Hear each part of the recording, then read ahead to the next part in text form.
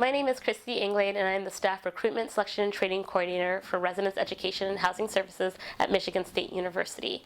It is my pleasure to be able to speak with you today on behalf of the Women in Housing ACUHO-I Let's Talk About It blog series. Today I want to talk about 4 different areas: mentorship, fostering relationships, investing in yourself, and discernment. Mentorship is an area that I hear a lot about in student affairs. A lot of folks are very excited to be able to have a mentor, to be able to serve as a mentor, and are looking for that progressive relationship to have. It's important to remember that not just one person has to be your mentor. Really, if you're as you're building and growing in time, you'll have mentors from all over the country, from every experience that you've had, and folks that you can go to for different specific assets that you're looking for.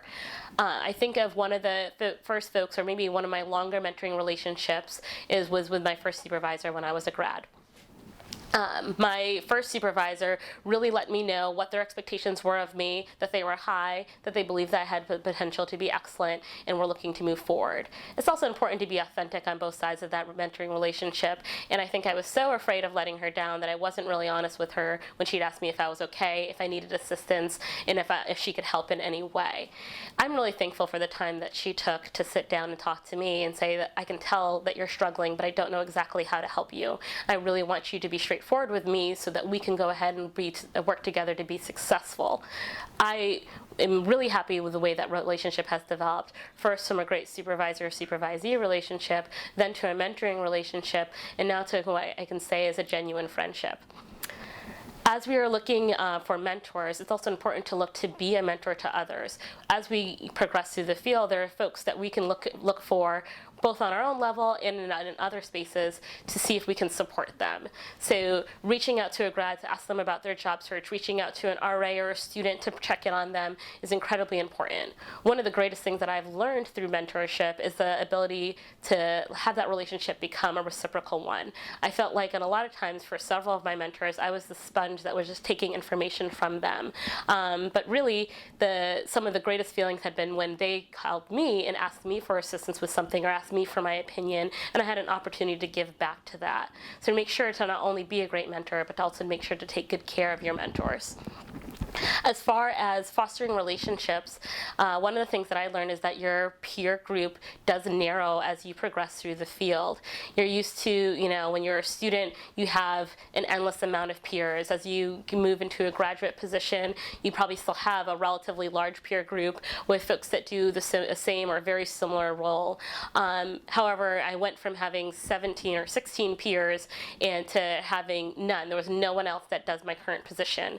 I have excellent colleagues that I'm really thankful that I'm able to depend on, but when I was starting to look for specific things having to do with the role, I learned the importance of really reaching outside to other institutions, taking the time to call up folks and help support them in their role, and also make sure that we were asking questions and challenging each other to be better. One of the best relationships that I have developed has been through someone that I met at a conference who has become an excellent friend, and we constantly are in contact with one another about what our professional struggles are, how we can be more successful, and how we can move forward. The third area that I wanted to discuss is the importance of investing in yourself, investing time, energy, financially, etc., in yourself, whether that's professional development or if that's from a self-care perspective. It's important to take really good care of yourself. In student affairs, we do a great job of talking about self-care and encouraging it in others, but we do a really poor job of recognizing in ourselves when there's a need to take a moment, step back, and really take the time to focus on yourself to make sure that you are able to move forward. For the areas of professional development, when it comes to investing in yourself, sometimes it's easy for us to say or to expect an institution to take the lead on caring for our professional development, on supporting it financially, and on making sure that we progress the way we need to.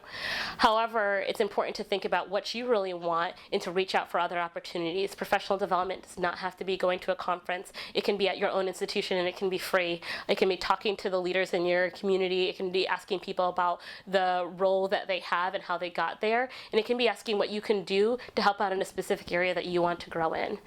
And lastly, I would like to discuss discernment. I had the pleasure of working at a Jesuit Catholic institution, which really focused on thinking about what you want, what your values are, where you're going, and how you can contribute to improving society as a whole. And one of the things that we had talked about was when you're making your decisions, when you're thinking about things, what's included in that decision-making process. So as we have grads now that are in job searching, and because of my role, I work with a lot of people who are looking to make their next step and what that should be, taking the time to make sure that there's an alignment between your head, your heart, and your gut when you're making your decisions. There's no right choice, there's no wrong choice, there's really what's going to be best for you at that time, and being confident in your decision and seeing it through. Thank you so much for this opportunity to speak with you. I would love to see or connect with any of you at the future conferences.